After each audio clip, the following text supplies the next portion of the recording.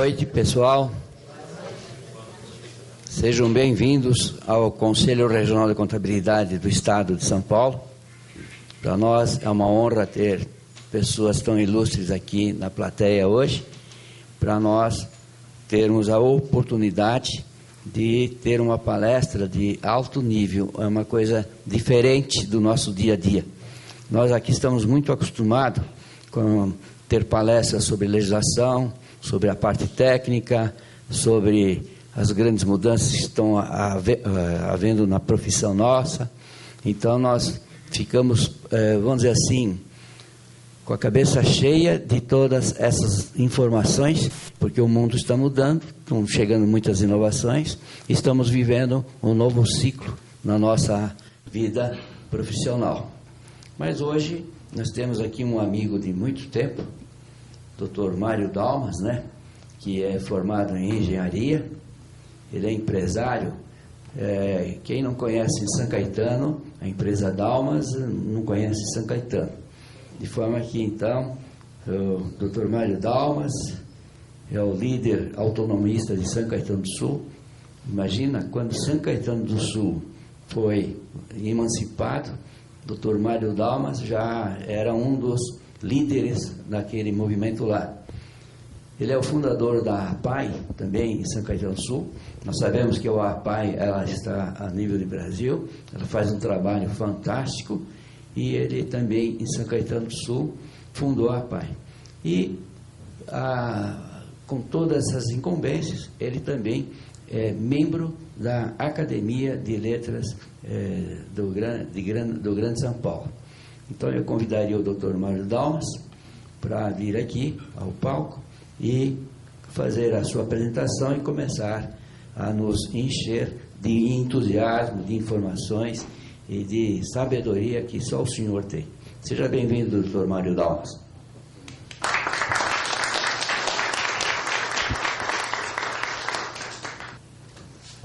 O Dr. Mário Dalmas, ele vai ser acompanhado pelo professor Sierra. Ele vai pilotar aqui então, de forma que então o professor Sierra também hoje está nos brindando aqui, já fez trabalhos aqui para nós, fez o planejamento estratégico de 2008 a 2015 e também é um amigo nosso comum, tá? Sierra, seja bem-vindo, tá? Fiquem à vontade. O senhor fica lá. Excelentíssimo senhor presidente do Conselho Regional de Contabilidade do Estado de São Paulo, Domingos Oreste Chiumento, senhores contabilistas, meus senhores e minhas senhoras, em primeiríssimo lugar, agradeço a vossa presença, que aqui vieram a brilhantar sobremaneira este nosso encontro.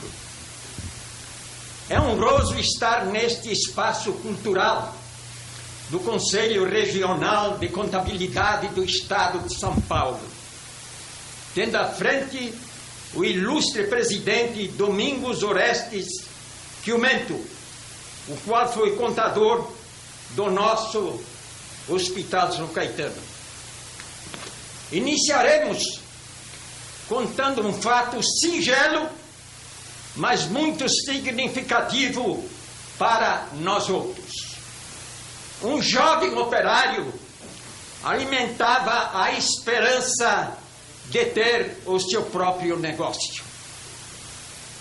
A esperança é o sonho do homem acordado, segundo Aristóteles.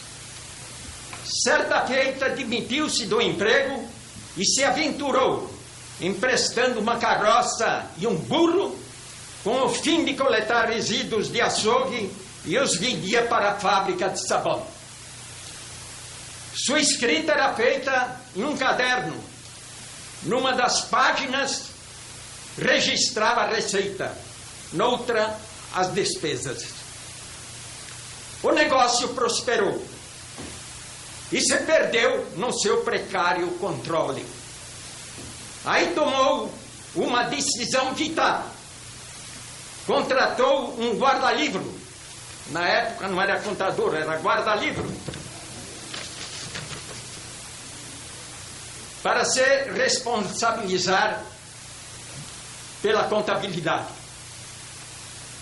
Com esta medida, seu micronegócio continuou prosperando de forma organizada e sistêmica, tornando-se empresário, concretizando o seu sonho. Por ter sido pioneiro nas indústrias em São Caetano do Sul, o prefeito houve por bem homenageá-lo com busto de bronze na Praça de Thiene. O guarda-livro, por ter sido o primeiro profissional na cidade e prestado relevantes serviços na área, foi perpetuado com o nome da principal rua de São Caetano. O industrial é meu pai, Vitório Dalmas. E o contador é o senhor Manuel Coelho. Hoje iremos fazer um passeio pela ciência e durante a caminhada a nossa consciência nos encanta com a visão do universo e nos fascina ao perceber a espiritualidade em que a ciência se aproxima da teologia. Consciência, espiritualidade e universo. Este tema foi embasado na física moderna de Albert Einstein. Falar sobre este gênio é uma tarefa gratificante. É o gigante, é o guardião da física do século XX, que com apenas 26 anos de idade mudou a percepção do universo. Vale a pena fazer antes um preâmbulo para situar a física de Einstein no Brasil. Este é o cientista mais conhecido entre as pessoas leigas. E sua foto mais popular é aquela, já idoso, de cabelos brancos ao vento, mostrando a língua. Daí. Sabemos que a maioria dos estudantes termina o curso médio sem conhecer o seu trabalho. Isto por quê? A teoria da relatividade não consta nos programas escolares. No dia 24 de junho passado, assisti pela televisão a presidente da República, a senhora Dilma Rousseff, na cerimônia de premiação da 8ª Olimpíada Brasileira Matemática das escolas públicas, premiando com medalha os melhores alunos. Atitude relevante. Sua oração afirmou que a educação no Brasil está no rumo certo. Por outro lado, sabemos que no ranking mundial, realizado pelo PISA, de 3 em 3 anos, para avaliação dos melhores alunos do ensino médio, estamos no pior nível. Nos últimos 10 anos, regredimos a posições nunca antes alcançadas, em último lugar. É a educação andando para trás. E vai mais longe, atingindo os cursos superiores. Haja visto que o Conselho Regional de Medicina do Estado de São Paulo divulgou recentemente o resultado de uma prova de avaliação dos médicos recém-formados. Apenas 16% foram aprovados. Pasme. É assustador, porque representa um risco para a saúde. Estes resultados negativos acontecem na OAB e acontecem na CRC de São Paulo. Atualmente, nossos estudantes estudam a física clássica do século XIX de Newton, que é necessária, mas no cotidiano vivemos em um mundo da tecnologia moderna, que adveio da física einsteiniana. Assim como o GPS, máquina fotográfica digital, televisão, computadores, internet, telefone celular, leitura de CD, DVD e código de barras, a conquista espacial, e por aí vai. O que falta é o bom senso dos responsáveis do ensino de incluírem a teoria da relatividade no currículo. Desde 1960, a USP tem tentado introduzir a física moderna nos programas do curso médio, sem êxito. E há um agravante de não ter professores habilitados. Os responsáveis pelo ensino afirmam que a teoria da relatividade de Einstein não foi incluída no curso médio porque, para seu entendimento, é preciso saber matemática sofisticada, cálculo integral, cálculo diferencial. É incompetência. Pode-se abaixar a bola, ensinando a física moderna de forma conceitual. Caso contrário, a física ministrada no curso médio, sem a teoria da relatividade, é manca. O Brasil é o único país a não ter nenhuma instituição de ensino superior entre as 100 mais bem avaliadas do planeta. Estamos num apagão educacional. Com currículos envelhecidos, urge uma reforma, um novo modelo de ensino, maiores investimentos, maior capacitação dos professores, com maior salário.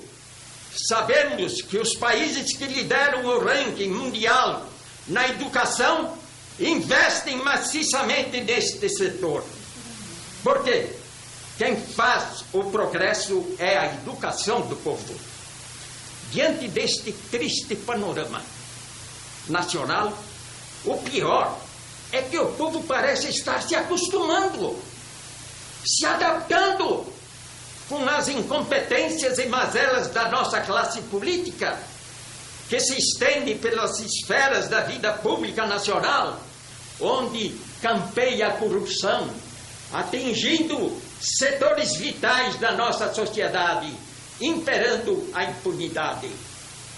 Eu me pergunto, onde estão os caras pintadas da Uni? Há um mistério que a envolve. Será que foram mordaçados? Ou é apatia? Estão até indiferentes com o apagão educacional.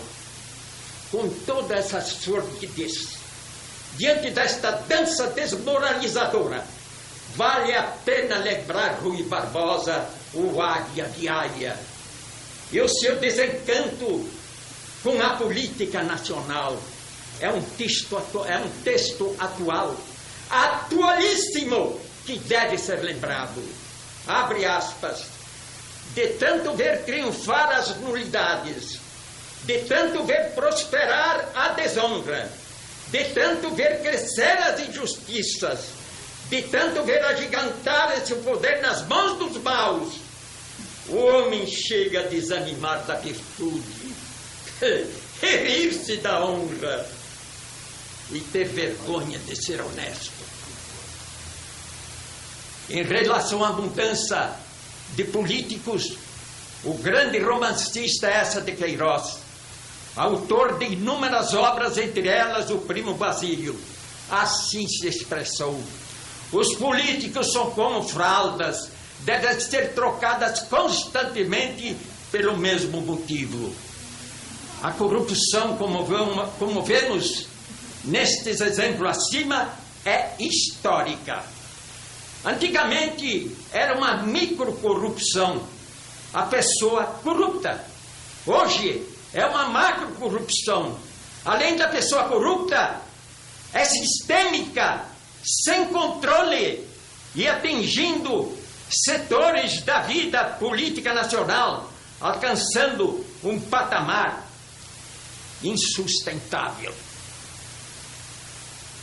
Para o chefe da controladoria do governo, o processamento de dados não se consegue implantar programa que fiscalize as ONGs, segundo a revista Veja. A cada ano, a corrupção rouba dos cofres públicos brasileiros a quantia de 72 bilhões de reais. E o pior é que a impunidade reina neste país. Após esse desabafo cívico, voltemos ao nosso tema. Vamos fazer um retrospecto da popularidade de Einstein. Publicou em 1905 e 1915, respectivamente, a teoria da relatividade restrita e a geral, tumultuando a comunidade científica, onde a grande maioria dos físicos chegaram até a contestar. Foi considerado o ano das bobagens. Em 1919, a teoria geral da relatividade foi comprovada no Brasil, com o eclipse do Sol, observado em Sobral, no Ceará, confirmando o prognóstico de Einstein, que o espaço é curvo. Aí foi conhecido. Einstein recebeu o prêmio Nobel em 1921, não pela teoria da relatividade, mas sim pelo efeito fotoelétrico, tornando-se famoso. Certa vez um jovem estudante lhe perguntou: mestre, qual é o caminho para o sucesso? Einstein respondeu que é muito simples. A igual a x mais y mais z é igual ao sucesso. A é o sucesso, x é o trabalho, y é sorte e z, boca calada. Em 1921 a 1950 foi esquecido, principalmente aqui no Brasil. E, lamentavelmente, a teoria da relatividade não consta ainda no currículo das escolas. Na minha geração, não tivemos acesso ao conhecimento da física moderna. Nem sequer ouvíamos falar o nome de Einstein. Era um ilustre desconhecido.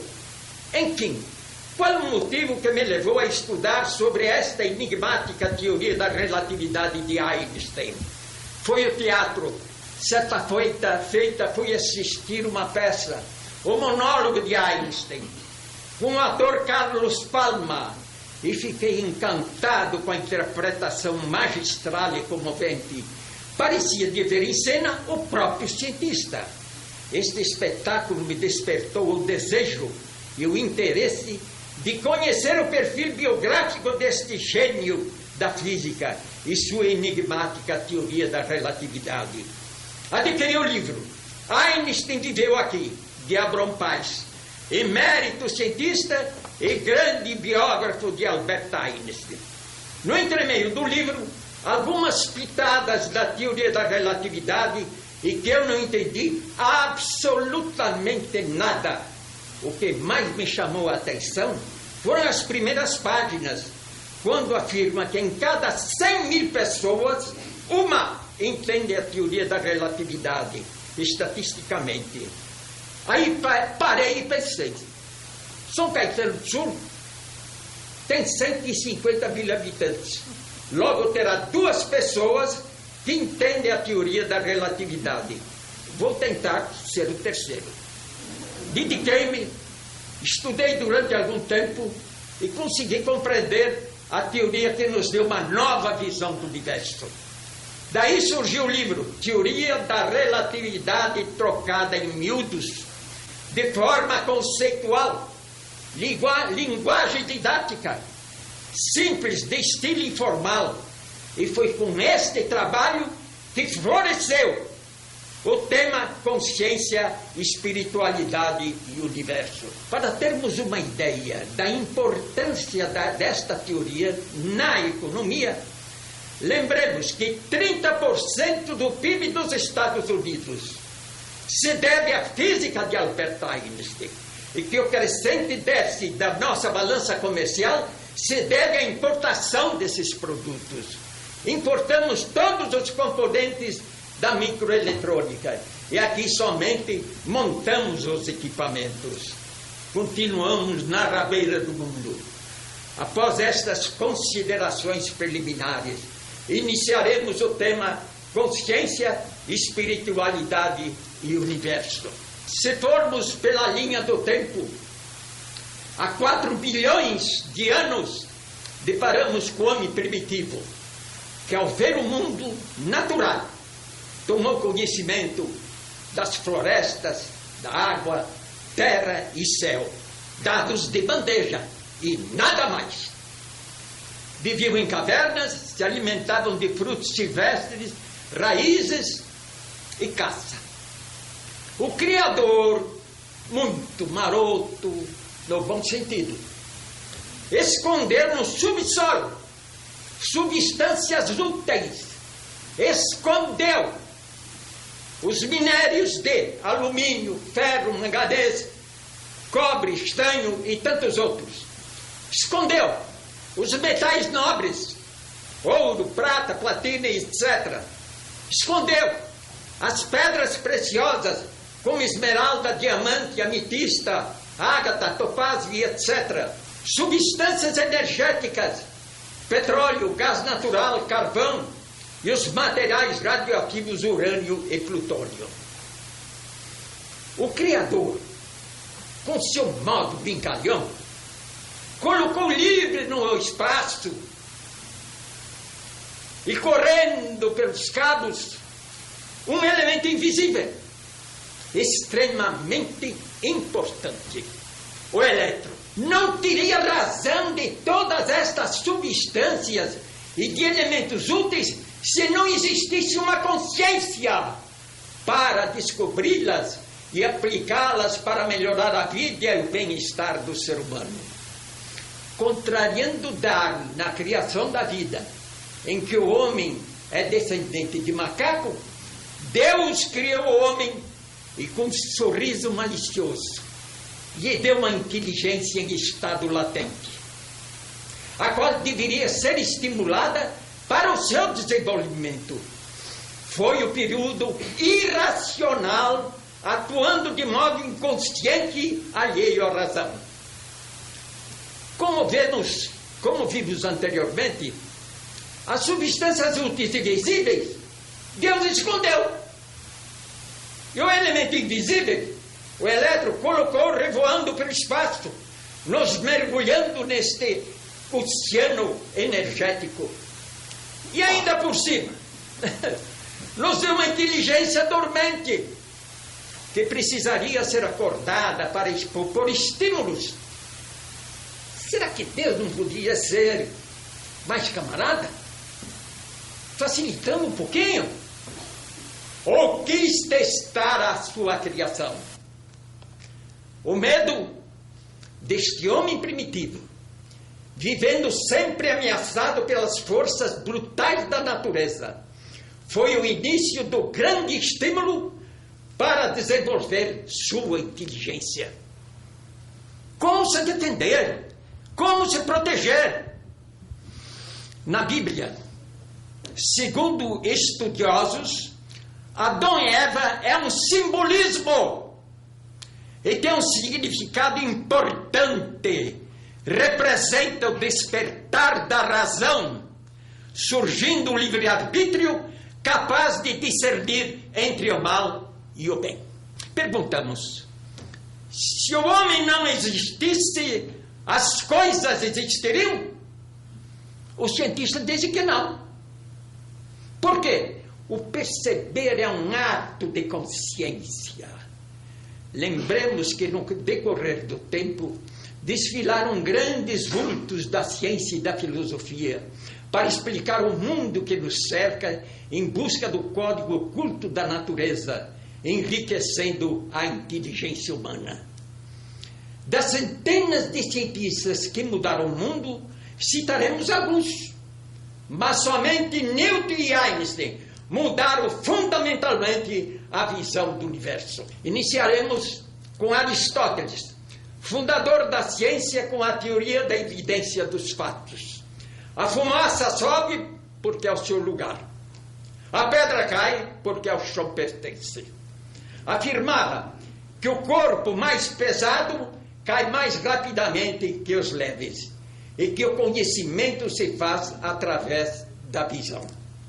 Com firmeza dizia que Deus, vejam bem, não é o Deus judaico-cristão. Com firmeza dizia que Deus movimenta e harmoniza o universo, não contrariou os dogmas da igreja. E que a alma nasce e morre com o corpo, contrariou os dogmas da igreja. Há uma lenda que nos conta que a obra de Aristóteles estava trancada a 7 chaves na biblioteca da abadia medieval dos Beneditinos, na Itália. Sua leitura era proibida, porque havia afirmações que contrariavam os dogmas da igreja. Mas estranhas mortes ocorriam neste mistério, onde as vítimas apareciam com a língua e dedos roxos. Misterioso, misterioso. Depois de muita investigação, foi descoberta a causa das mortes. Não chegaram até a obra e terminando a leitura, morriam, pois as páginas estavam impregnadas de veneno. E o leitor, para virar as folhas, umedecia o dedo na língua, ingerindo de folha em folha uma dose mortífera de veneno. Este episódio foi levado às telas do cinema com o título O Nome da Rosa. Hoje está também em DVD. O Papa Gregório IX permitiu a divulgação das obras de Aristóteles, desde que se expurgassem as afirmações contrárias aos dogmas da igreja. Este impasse foi resolvido por Tomás de Aquino, que conseguiu cristianizar a obra. Aristóteles deixou obras sobre lógica, política, metafísica e ética. Suas ideias dominaram 2000 anos. E ninguém a contestava. Mencionado Magister Dixit. O mestre falou, está falado, não se discute. Euclides reuniu todo o conhecimento da matemática que estava disperso e, com a lógica de Aristóteles, construiu a geometria plana. Francis Bacon partiu dos trabalhos de Roger Bacon, da Idade Média, que foi o precursor do método indutivo, que consiste em descobrir as leis da natureza partindo da observação. Francis Bacon complementou o método indutivo. Galileu foi o pai da ciência. Ele conseguiu combinar as leis com as expressões matemáticas. Newton trabalhou com o método indutivo. Na observação, quando um fenômeno A segue sempre um fenômeno B, induzimos ser A a causa e B o efeito. Esta relação é uma lei. Todavia, precisamos ter muito cuidado para estabelecer estas leis. Vamos ilustrar com uma história da galinha provida de inteligência para estabelecer leis indutivas. Verificando que todos os dias a presença de certo indivíduo está ligada à chegada de alimento, induzirá a existência de uma relação constante entre a chegada do indivíduo e a chegada do alimento, até o dia que, tendo ela engordado, lhe tosse o pescoço, virando uma bela cancha.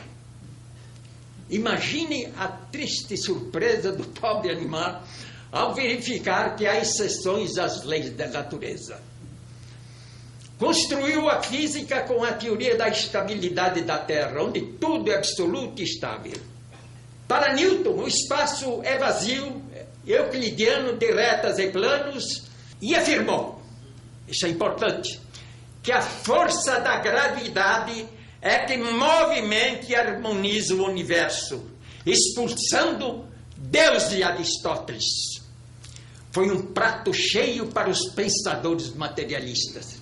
Sua física foi levada para a França por Voltaire, e com ela surgiu o Iluminismo, onde houve a supremacia da ciência ficando em segundo plano a teologia e a metafísica. Esta filosofia atingiu o século XVIII e, consequentemente, surgiram correntes filosóficas materialistas, entre elas a de Carlos Marx, o qual foi base da doutrina comunista. Com a física de Newton, houve um grande desenvolvimento tecnológico. Com o advento da máquina a vapor, aconteceu a Revolução Industrial, onde o artesanato deu lugar à produção industrial de série, acontecendo na Inglaterra e depois no restante do mundo, surgindo novos modelos de produção e economia. O homem, diante de todas essas descobertas materiais, olhou para Deus. E este lhe deu uma piscadinha. Mas lhe fez uma advertência. Abre aspas. Não juntais somente os tesouros da terra, onde a traça e a ferrugem tudo consomem, mas juntai os tesouros do céu, onde nem a traça e nem a ferrugem consomem. Porque onde estiver o vosso tesouro, aí estará também vosso coração. Finalmente desponta no cenário científico, filosófico, o maior gênio da humanidade, Albert Einstein, construindo um novo universo. Einstein iniciou seu trabalho duvidando do nosso sistema óptico e do bom senso. Dizia, o sistema óptico funciona como uma câmara fotográfica, em que os raios luminosos passam pelo cristalino, formando na retina uma imagem de 1 milímetro quadrado e invertida. Essa imagem luminosa é convertida em energia, enviada à parte posterior do cérebro, aqui, pelo nervo óptico, onde se processa a correção e a ampliação da imagem. Neste processo surgem enganos, chamados ilusão óptica.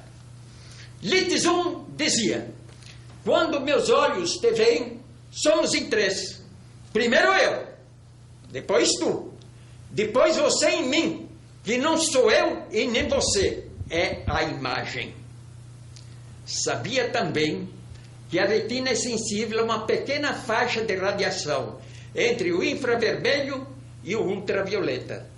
A maior parte da radiação do universo destacada pela ciência não é sensível pela retina, tais como raio-x, alfa, beta, gama, ondas de radar, ondas de rádio, ondas de televisão, raio cósmico, mesmo quando observamos um objeto. Por exemplo, uma esfera de rolamento. A olho nu, a sua superfície é espelhada e perfeita. Porém, no microscópio, a mesma se apresenta toda irregular. E submetida ao raio-x, ela é toda porosa. Platão já dizia, a maior prisão é o mundo da vista. Bom senso é o sentido que determina o que é falso ou verdadeiro, nos induzindo a erros. Argumentava, se tivéssemos na estrela Arcturus, veríamos um cidadão no Polo Norte de cabeça para cima, e no Polo Sul de cabeça para baixo. Em outra posição poderíamos ver o contrário. No universo não existe embaixo, em cima, esquerdo e direito. A verticalidade para cima ou para baixo é dado pela gravidade que atua sobre os nossos sentidos. Dois fios cromos, o bom senso determina que são paralelos, quando na verdade não são. Se prolongarmos os dois fios prumos, eles são convergentes. Eles vão se encontrar no centro da Terra. Logo, os dois fios prumos são segmentos de retas convergentes. Diante disto, abandonou o método indutivo experimental. Abandonou. Trabalhou com a percepção adquirida, que é o conhecimento adquirido através do estudo. Trabalhou com a intuição, permitindo que a ideia surja do subconsciente num piscar de olhos. E trabalhou com inteligência lógica, utilizando-se da razão para deduzir as leis. Este método nos mostrou com uma frase, abre aspas, eu penso 99 vezes, nada descubro. Deixo de pensar, eis que a ideia me aparece. Deixo de pensar é deixar a razão de lado, permitindo que do seu subconsciente surja a ideia. Com a ideia formada, entrega a razão e com a inteligência lógica deduz as leis. Diante da visão limitada, do bom senso nos induzindo a erros e sendo extremamente curioso em desvendar o código oculto da natureza, Albert Einstein foi também para o campo filosófico. Com sua fértil imaginação, embasado na física, matemática e filosofia, criou a teoria da relatividade, a qual, com seus novos conceitos, adveio a revolução da tecnologia moderna, ocorrendo um grande desenvolvimento, mudando a visão do universo e criando novos interesses. Certa feita, numa entrevista relâmpago, um jornalista perguntou ao Dr. Einstein, o que é a relatividade? Pelo curto espaço de tempo, ele não pôde responder. Todavia, com senso de humor, assim se expressou. Abre aspas. Quando um homem está sentado ao lado de uma moça bonita e cheirosa, conversando durante 1 hora, lhe pareceu 1 minuto.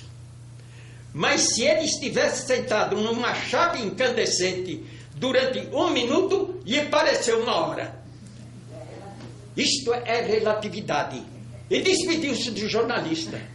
E o jornalista, de queixo caído, ficou e não entendeu nada. Hoje, esta teoria é uma realidade. E está presente no nosso cotidiano.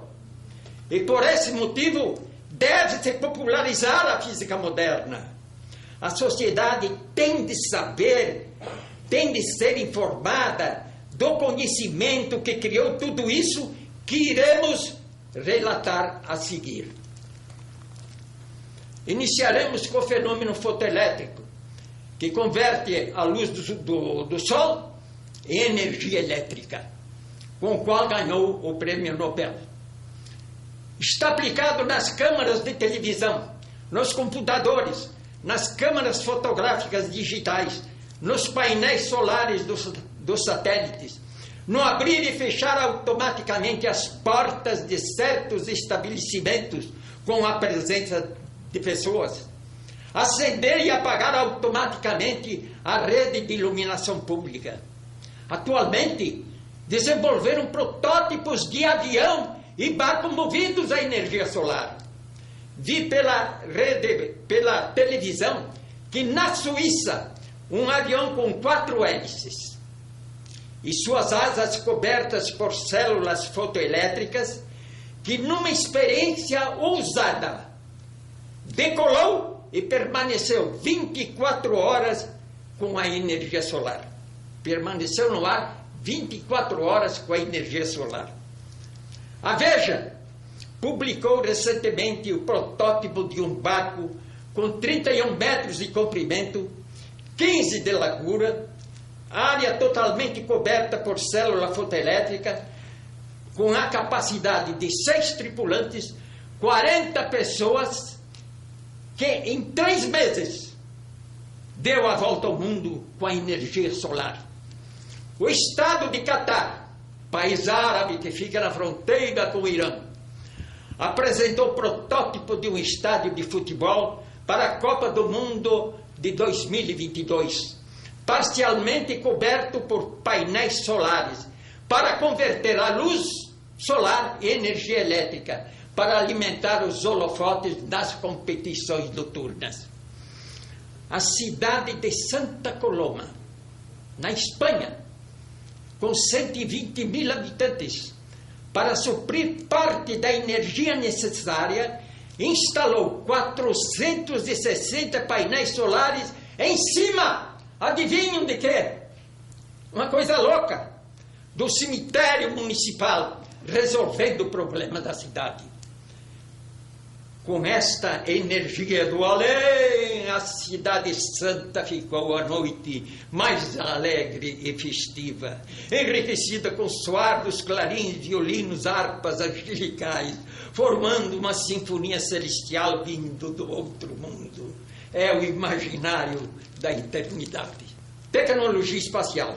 Com a teoria da relatividade, foi possível colocar no espaço os satélites artificiais que recebem e emitem sinais das imagens para a TV, o som para o rádio e telefone celular e textos escritos para os computadores. Aqui no Brasil, os satélites artificiais são alugados de empresas estrangeiras, pagando 45 milhões de dólares anuais. Além do aluguel, perguntamos: onde está a nossa soberania? Onde está a nossa segurança nacional? Podemos dizer que estamos na mão do vizinho. Telescópio de Hubble, colocado em órbita, vem fazendo grandes descobertas, como a expansão do universo, confirmando a origem do universo, o Big Bang. A Estação Espacial Internacional Permanente. São realizadas experiências científicas de medicina, biologia, astronomia na microgravidade. E nós temos um satélite natural que é a Lua, que está a 400 mil quilômetros de altura, lá distante. E sua velocidade orbital é 3.600 km por hora. O que segura em órbita os satélites artificiais e a Lua é justamente esta velocidade orbital. Se um belo dia a velocidade da Lua diminuir, ela vai se precipitar para a Terra. Albert Einstein abriu caminho, tornando realidade o romance de ficção científica de Júlio Verne, publicado em 1865, Viagem à Lua. H.G. Wells escreveu em 1895 o romance de ficção científica A Máquina do Tempo, narrando uma viagem para o futuro e que foi levado às telas em 1962 e 2002.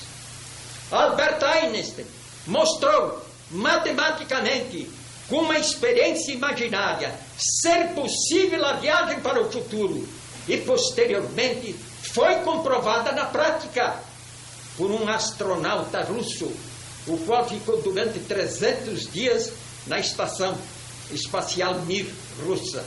Ao regressar à Terra, estava com 0,02 segundos mais jovem que os da Terra, dando sinal verde para a viagem para o futuro.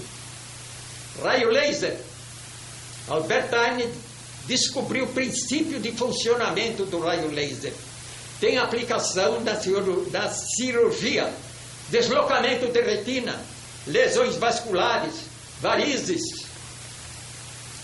No Instituto de Beleza, na depilação, no tratamento de manchas, de rugas, na remoção de tatuagem, nos efeitos especiais dos shows, no CD, DVD, na leitura de código de barras e nas operações militares. Rutherford e Soddy, em 1903, descobriram que um corpo radiativo, ao emitir energia, a massa diminuía. Perde a massa. Perdendo energia, perde a massa fica menor.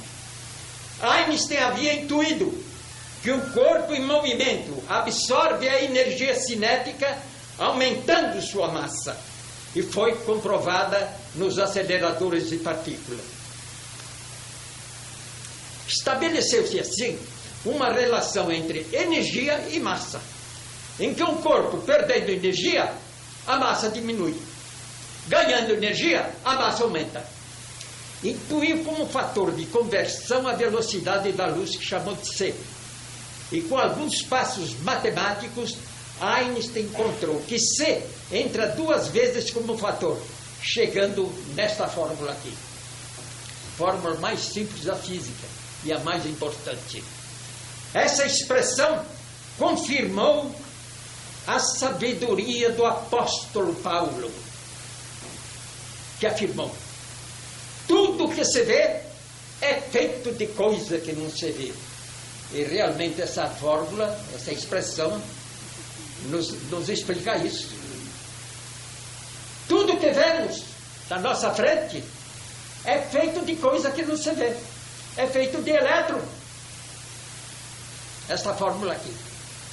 Através dessa simples fórmula, o homem apoderou-se da força nuclear, a maior do universo, permitindo desenvolver a fabricação de armas nucleares. Essa mesma fórmula foi comprovada na prática quando das explosões das bombas lançadas em Hiroshima e Nagasaki. A caixa de Pandora da ciência foi aberta. E a expressão E igual a mc quadrado, que representa o bem e o mal, espalhou-se pelo planeta, guardando no fundo da caixa a esperança. A esperança de empregá-la sempre para o bem. Caso contrário, corremos na direção da morte do planeta. E aí podemos repetir um trecho do Jardim de Epicuro. Abre aspas. Um dia o último dos homens exalará, sem ódio, sem amor, sob o céu adverso, o último sopro humano. A terra continuará a rolar, levando através dos espaços silenciosos a cinza da humanidade.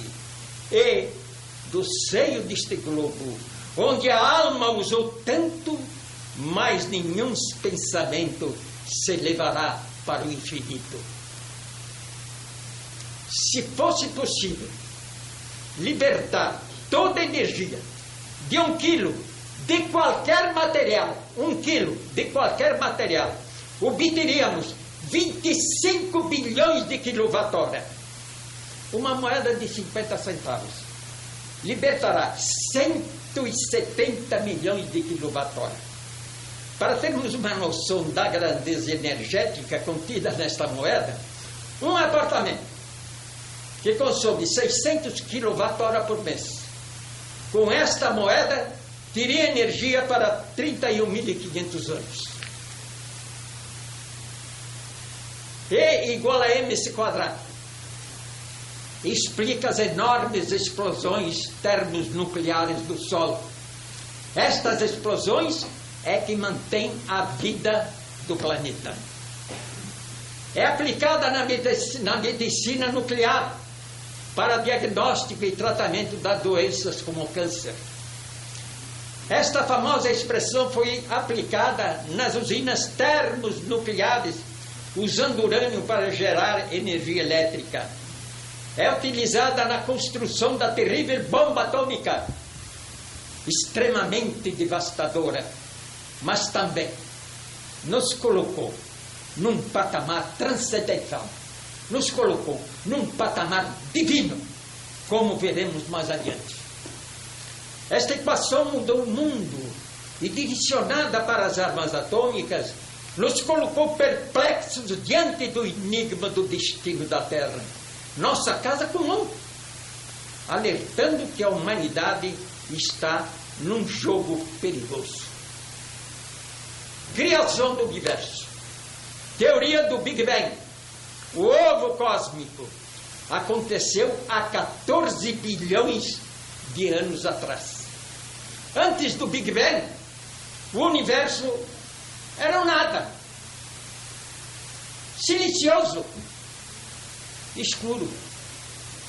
O padre Lemaitre, belga, criou a teoria do Big Bang com base nesta expressão, em que o universo teve origem em uma explosão primordial de uma partícula energética extremamente pequena, cabeça do alfinete, que gerou a massa. Com esta explosão, os elétrons e os prótons ficaram libertos no espaço.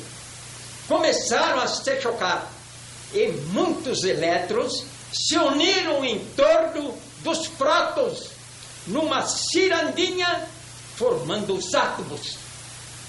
E estes têm a propriedade de se combinarem entre si, formando as moléculas que constituem a matéria do reino animal, vegetal e mineral. É o caso do hidrogênio.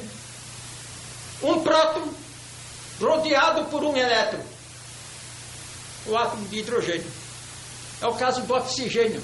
8 prótons rodeado por 8 elétrons.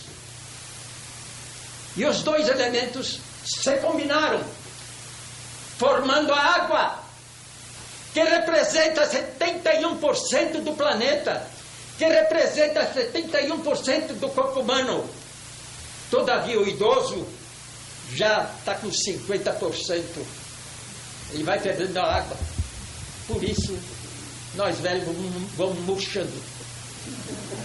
Toda a matéria formada afastou-se do ponto central da grande explosão, dando origem às galáxias, os planetas, sóis e estrelas. De onde viemos?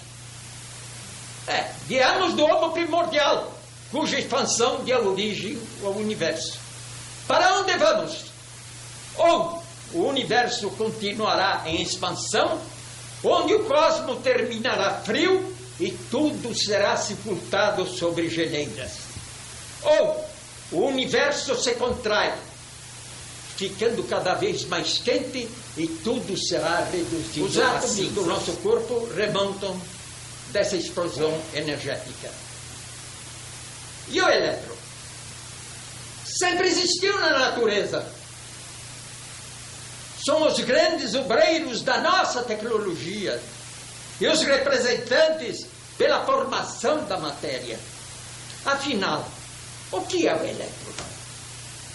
Certa feita perguntaram a Thomas Edison, inventor da lâmpada, o que é o elétron? E ele respondeu, não sei, o elétron é íon. Elétrons livres. Na eletricidade, se ocupa dos elétrons em movimento nos cabos, e o homem, com seu poder de inteligência, conseguiu dominá-los, fazendo-os trabalhar para a humanidade, movimentando as máquinas das fábricas, desenvolvendo a tecnologia industrial, prestando relevantes serviços, acionando sofisticados aparelhos. No dia a dia, esses obreiros nos proporcionam conforto, aquecendo a água dos chuveiros, resfriando e aquecendo o ar dos ambientes, movimentando dezenas de aparelhos eletrodomésticos e durante a noite, entre muitas funções, trabalham iluminando nossos lares e as vias públicas. Estes incansáveis obreiros encontram-se também livres do espaço, que são os motoboy, entre aspas, transportando, como já vimos anteriormente, imagem, som e textos escritos. Elétrons presos, impedidos de trabalhar num desenvolvimento tecnológico, propuseram-se a formar a matéria. Tudo na natureza é feito de elétron. É o tijolo comum. Voltemos ao ovo cósmico do Big Bang. Os cientistas não sabem o que provocou a origem desta partícula inicial energética. A ciência parou aí e não sabe explicar. Será que surgiu do nada? Mas do nada, nada se faz. Ou foi criado por Deus, o arquiteto cósmico? Na Bíblia, em Gênesis, na passagem 1.1 a 4, diz, abre aspas, as trevas cobriam a face do abismo. Deus disse: faça-se a luz, e fez-se a luz das trevas. O Big Bang confirma que a Bíblia tinha razão e que tudo começou com uma explosão. Faça-se a luz, fez-se a luz é a metáfora bíblica para a criação do universo. Certa feita, perguntaram a Einstein se poderia provar a existência de Deus. Einstein respondeu que não é possível provar a sua existência, mas também não é possível provar a não existência. E por falar em Deus, lembremos uma história lendária de um cientista que afirmou: Deus é desnecessário.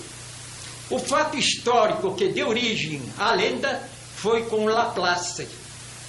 Grande matemático, físico, astrônomo, escreveu sobre a mecânica celeste sem fazer menção a Deus. Napoleão Bonaparte leu sua obra e o convidou para vir até o palácio e recebeu-o com um comentário. Li sua obra sobre o sistema do universo e jamais sequer mencionou seu Criador. Laplace respondeu: Deus é desnecessário. Daí a lenda: Deus é desnecessário e pode ser substituído pelos deuses da razão, pelos deuses do bom senso, e se propôs a apagar todos os sinais de Deus do planeta Terra, os templos religiosos. Organizou um grupo de trabalho para demolir as igrejas. Durante a caminhada, se depararam com um velho jardineiro que perguntou-lhes: o que vocês irão fazer com tantas ferramentas? O líder do grupo respondeu: estamos com a missão de apagar todos os sinais de Deus da face da terra. O jardineiro perguntou: onde está a escada? Os demolidores se entreolharam. Onde está a escada?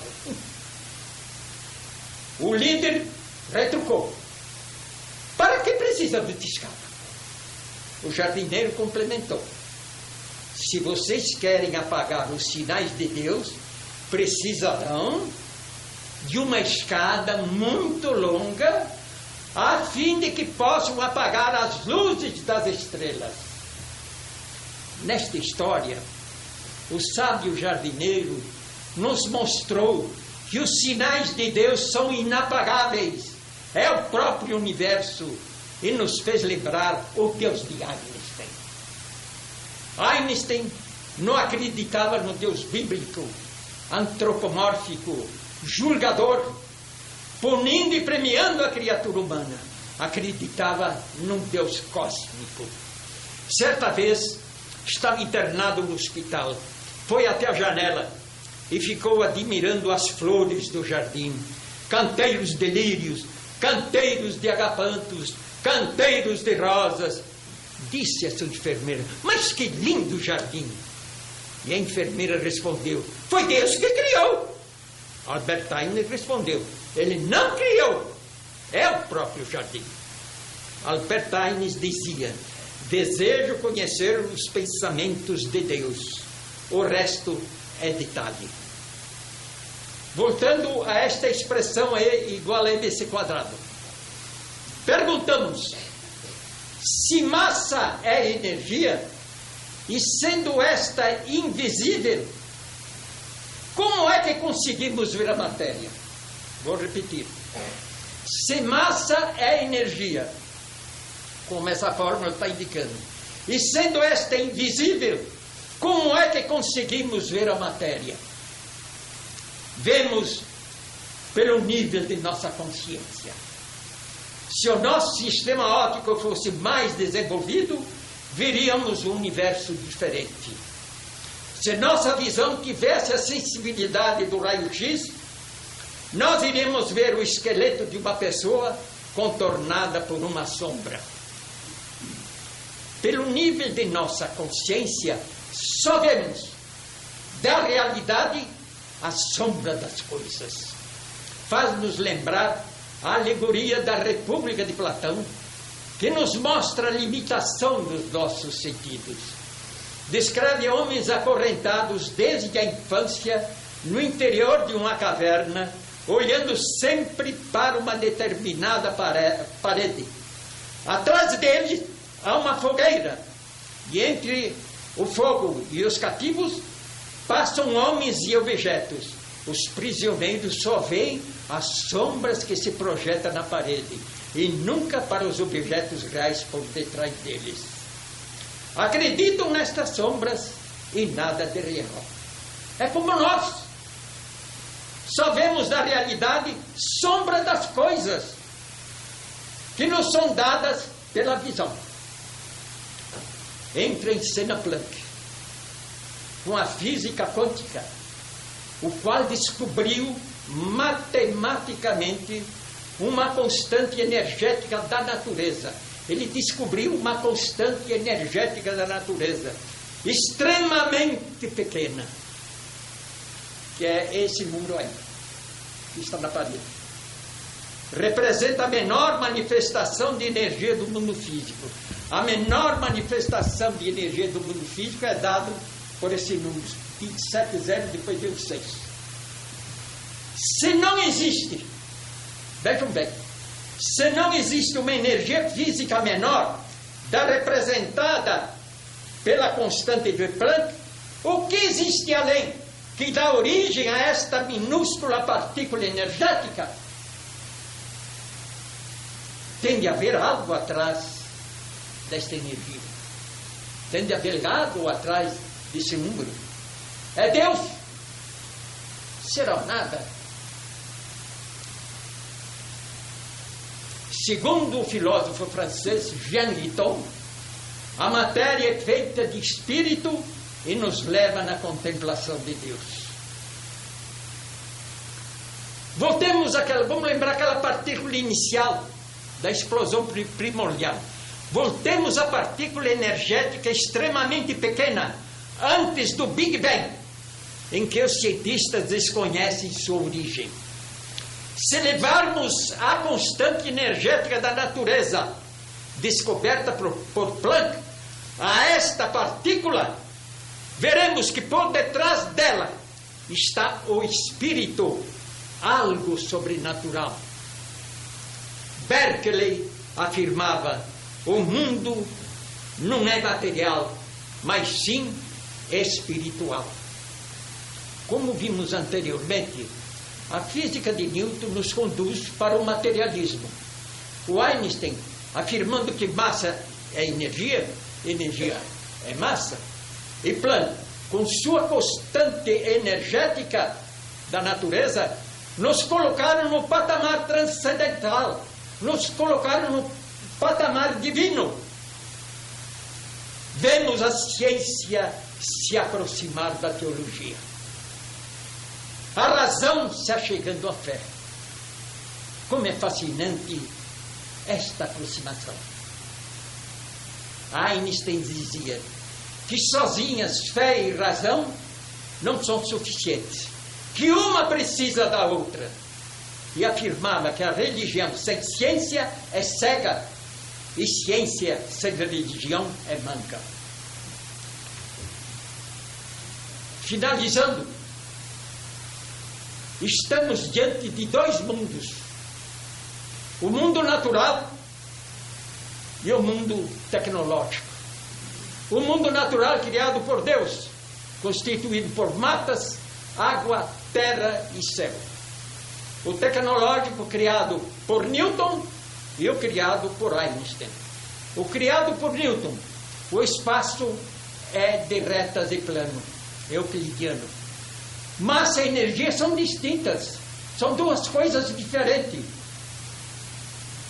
Aconteceu a industrialização, como nós vimos. Nos colocou no patamar materialista, expulsando o Deus de Aristóteles do universo. O criado por Einstein, o espaço é curvo. Massa e energia é a mesma coisa, são idênticas. Aconteceu a revolução tecnológica moderna, criando novos interesses. e nos colocou no patamar divino. Todavia, estes dois mundos, natural e tecnológicos, não existem. Só existem pelo nível de nossa consciência. E vocês o que acham? É para pensar 99 vezes, refletir, meditar sobre o universo, espiritualidade e consciência. Obrigado pelo convite.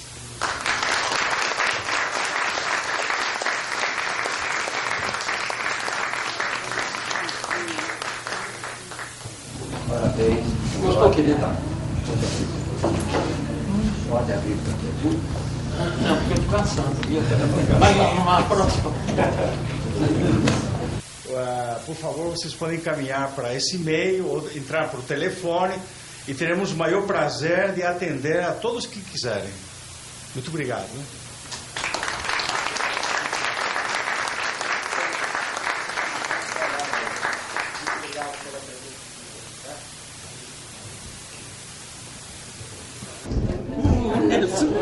Ai, eu estava vermelho, puxa vida. Cheguei atrasado. Parabéns. Parabéns.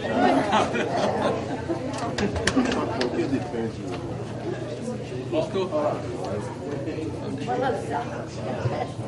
Eu quero, melhor que a primeira, eu quero você ter mais coisa. Você pegou aquela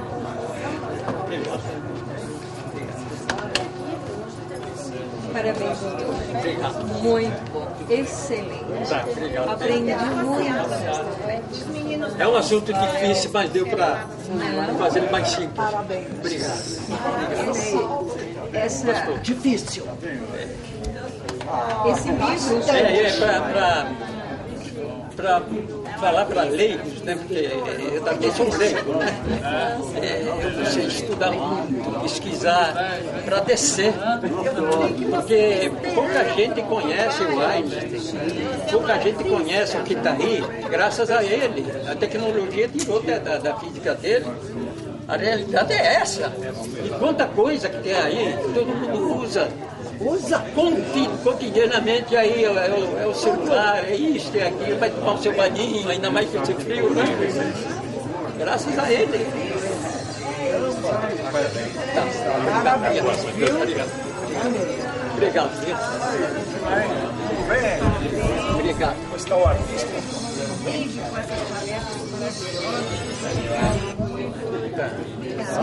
Obrigado, viu?